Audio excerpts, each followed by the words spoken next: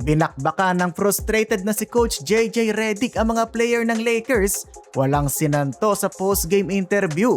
May naiyak naman na maka-eye-to-eye contact si King James.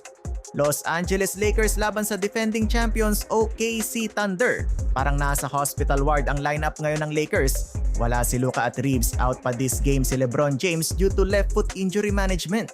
Bago magsimula ang game, hindi na din maglalaro si Jackson Hayes ayon sa Lakers. Nothing but the net agad ang jumper ni SGA na sundan pa yan ng one-handed throwdown ng mala-alien din na si Chet Holmgren. 6-2 nating run by the OKC Thunder. Unang basket naman ng Lakers mula sa floater ni Drew Timme. 9-minute mark, grabe ang galit ni Coach JJ Redick kay Rui Hachimura. Meron siyang hindi nakita maganda sa depensa ni Rui. Hanggang sa bench nga ibinubulyawan ni Coach Redick etong si Rui. Magbubuhat ata ngayong game etong si Drew Timme, unang 5 puntos ng LA galing sa kanya. Luke Kennard, nice lob to Ayton. Siya yung point guard ngayon ng Lakers. Dutiero pinasok sa game mga idol, grabe ang sipag ng batang to. Hassle kung hassle sa pagkuha ng rebound, lakas pa umatake. 7-minute mark, Drew Timme again with the floater, dalawa sila ni Luke ang kumakana. Paubos na ang shot clock, Drew corner triple, pasok mga idol. 10 puntos, wala pang mintes. Meanwhile, siya ay pinapakita kung bakit siya ang MVP, crossover sabay step back 3. Isa pang sakit ng ulo ng Lakers nung nakaraan, Isaiah Joe, sunod-sunod na naman ng 3. Dutiero, good minutes ang binibigay bukod sa hustle, tumitira pa ng 3-pointer. Kahit wala ang mga superstars, napasok ang mga 3 ng Lakers, naka back-to-back 3-pointer, isa kay Bando at isa kay Kobe Bufkin. Etong sa Isaiah Joe talaga, mainit ang kamay sa labas. Lamang tuloy ang Thunder 34-27 at ng first quarter.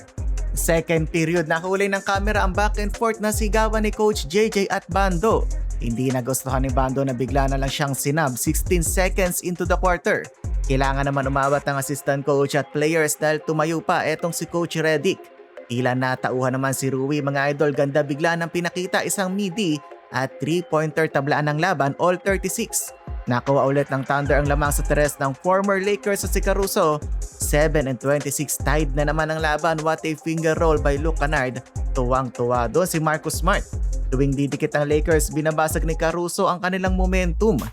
Kalagitnaan ng laban, nasiko pa sa mukha si Tiero, diretso locker room ang rookie ng Lakers. Sa nangyari, 4-minute mark, Bronny James sa wakas nakascore din. Elbow jumper by James Jr., automatic tutok agad ang kamera sa kanyang tatay. Pero pagkatapos niyan mga idol, disaster na ang nangyari. Ilang minutong hindi nakascore ang LA. 23-4 run naman ang ginawa ng OKC. Halftime 65-47, bigla na lang natambakan ng Lakers. Another angle ng Bando at Redick altercation, napaawat pa pala si Reeves sa nangyari. Third quarter, Rui Hachimura bumabawi na kay Coach Redick, dunk agad para sa Japanese player mula sa lob ni Kennard.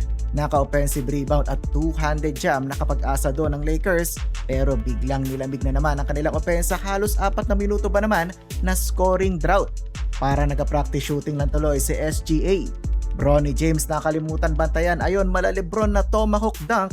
Yun lang, kaka-highlight pa lang sana ng anak ni LeBron, binura agad yan ni SGA.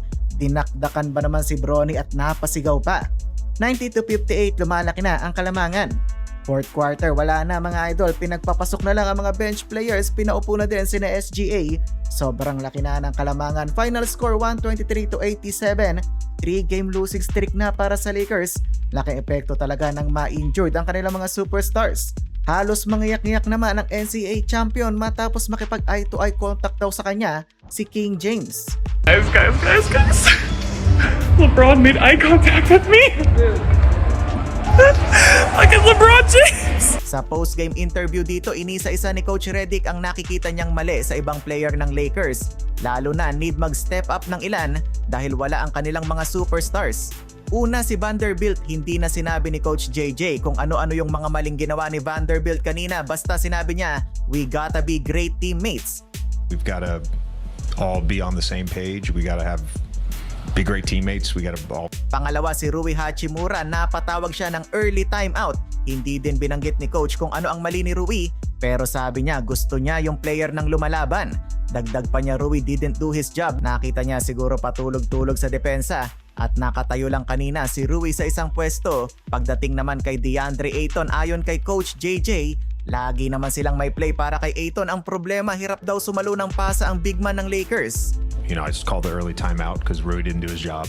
We got to find 9 guys that are like all in. Bunch of plays for him. He's just had trouble catching the ball, and